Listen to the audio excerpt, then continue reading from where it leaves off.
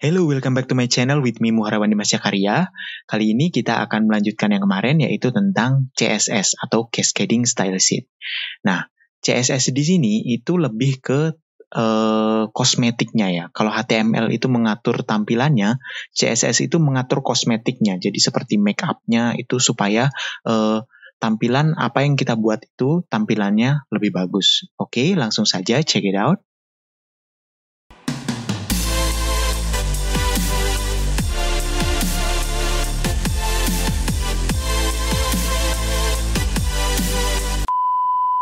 Nah, di sini saya punya yang kemarin, yaitu kita sampai pada menyusun ada ini ya, ada input box, ada kotak masukan, kemudian ada tombol dan ada mercury. Mercury-nya saya hapus dulu ya, supaya tidak mengganggu. Jadi di sini saya punya tulisan biasa, kemudian saya punya ada input atau kotak masukan, kemudian ada tombol. Nah, sekarang saya akan mencoba untuk mewarnai atau memberikan warna dan merubah warna tulisan maupun ukuran dari tulisan tersebut. Bagaimana caranya? Itu salah satunya bisa kita lakukan menggunakan inline CSS atau kita langsung ketikkan di sini. Cuman masalahnya ketika elemen dari HTML-nya itu sudah banyak, maka kita akan berulang-ulang mengaturnya. Bagaimana cara simpelnya? Di sinilah ada external CSS yang bisa kita akses melalui tab yang di atas ini, style CSS. Nah, di sini pertama, kita harus membuat selektornya dulu. Saya menggunakan semisal kelas selektor. Jadi, kita mulai dengan tanda titik. Titik, misalkan adalah warna 1, gitu. Kemudian, buka kurung kurawal dan tutup kurung kurawal. Nah, seperti itu. Jadi, ada titik warna 1. Kemudian ada buka kurung kurawal dan tutup kurung kurawal. Nah, di tengah sinilah kita taruh rule dari warna 1 tersebut. Semisal saya ingin warna 1 itu memiliki latar belakang biru dan tulisannya berwarna merah. Maka di sini saya bisa ketikkan background blue titik koma. Kemudian kita enter, color, red. Oke. Nah, seperti ini. Jadi, selektor CSS untuk warna 1 ini nanti akan memiliki background berwarna biru dan tulisan berwarna merah. Kemudian, bagaimana caranya mengaplikasikannya? Caranya adalah kita kembali ke indeks HTML, kemudian pada elemen yang ingin kita rubah warnanya, kita buatkan class. Jadi semisal di sini, input tipe teks ini, kotak masukan ini saya mau ubah menjadi warna tadi, yaitu memiliki latar belakang biru dan tulisan berwarna merah, maka setelah petik 2 ini, saya sisipkan class sama dengan, kemudian petik 2, lalu saya kasih selektornya tadi. Tadi selektornya adalah namanya warna 1. Berarti di sini saya ketik warna 1. Nah, coba perhatikan. Maka di sini akan langsung berubah menjadi warna yang sudah kita tentukan tadi, yaitu background biru dan tulisan merah. Coba kita ketik ya. Nah, tulisannya akan berwarna merah. Bagaimana jika tombolnya mau saya buat seperti itu, background biru dan berwarna merah? Maka di sini juga sama. Saya buatkan class sama dengan warna 1. Perhatikan tombolnya juga akan seperti itu, memiliki background biru dan berwarna merah. Ini akan sangat simpel dibandingkan kita menulis rule-nya langsung secara inline di sini. Jadi kita buat dulu rule-nya di external CSS ini, style.css, kemudian baru kita tinggal panggil saja dari sini. Kemudian berikutnya, coba saya misalkan mau buat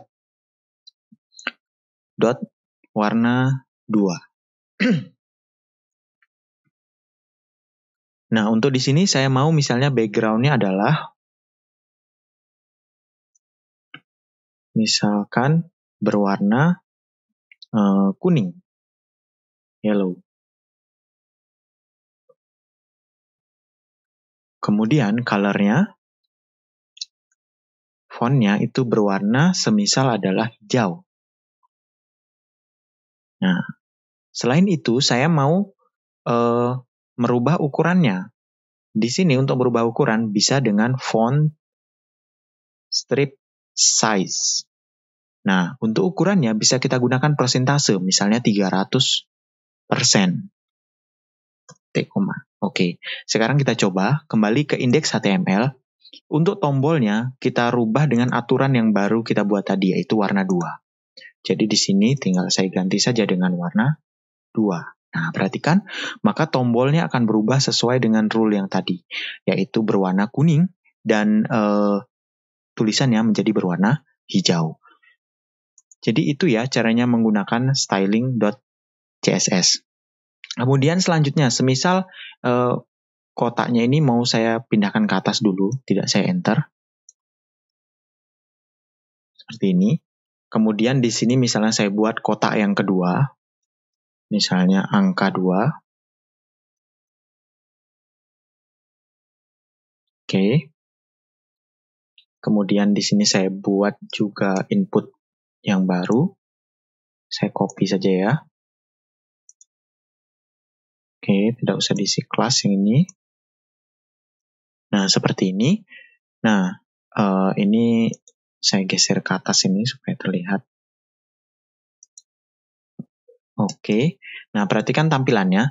Ini tidak rata ya, jadi di atas dan di bawah ini tidak rata.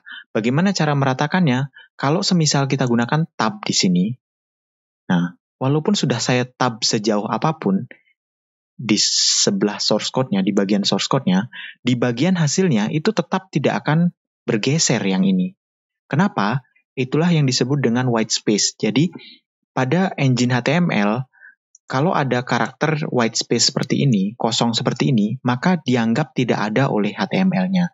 Jadi, bagaimana dong kalau saya mau meratakan? Kalau mau meratakan, itu bisa menggunakan tag HTML, yaitu pre, yang artinya adalah preserve. Preserve di sini artinya apapun yang kita ketik di source itu akan tetap karakternya dengan yang ditampilkan pada result-nya. Oke, kita langsung saja coba tag pre-nya atau preserve-nya. Jadi di sini di bagian yang mau saya format itu saya awali dengan pre. Di sini saya kasih enter dulu ya. Nah, di sini saya isi dengan pre. Kemudian di akhir itu saya isi dengan penutupnya. Garis miring pre. Nah, jadi semua yang ada di dalam tag pre ini akan diformat sesuai dengan apa yang kita ketikkan pada source-nya dengan menggunakan font monotipe. Maka di sini ini kita lihat berubah fontnya kan ya. Kemudian kita coba sekarang saya isi di sini spasi ya 2 kali. Nah, maka dia akan bergeser 2 kali. Bandingkan dengan sebelumnya tanpa menggunakan preserve, maka kalau saya spasi di sini 2 kali, maka di sini pada hasilnya akan munculnya hanya tetap 1 kali saja. Maka di bawahnya tinggal kita sesuaikan. Nah, maka itu akan menjadi rata. Jadi besar antar karakter itu sama. Oke, mungkin itu saja pembahasan tentang CSS kali ini. Hanya dasar-dasarnya saja. Sampai ketemu di video berikutnya.